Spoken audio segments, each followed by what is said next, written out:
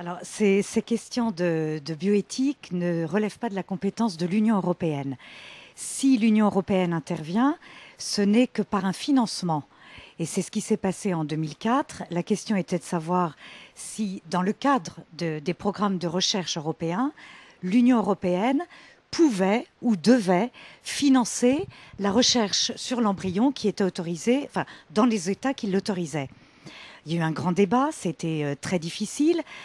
Alors, plusieurs arguments ont été avancés, en particulier celui qui montrait que, étant donné que les États n'étaient pas d'accord, l'Union européenne ne pouvait pas avoir un financement de programmes qui n'était pas identique dans tous les États. Bon, ceci étant, le programme, la directive est passée, mais ce n'est que dans le cadre d'un financement. En revanche, sur des questions plus subtiles, des questions de la vie, bon, on est un petit peu on est en dehors du cadre de la loi. Là non plus, l'Union européenne n'a pas de compétences, mais dans le cadre de résolution, elle peut donner un certain avis.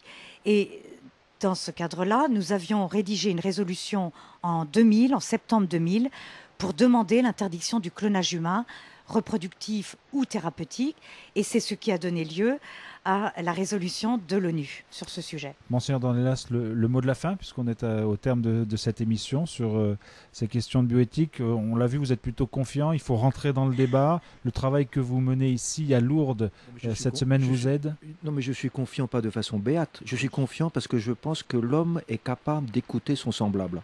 Si on ne s'écoute pas, c'est un jeu de pression, des lobbying les uns contre les autres, et là c'est la foire d'empoigne. Et ça ne sera pas une voix française. La France, ça se respecte. Et il me semble que la voix française dont parle le cardinal Barbarin est forcément une voix originale, étant donné la complexité des problèmes.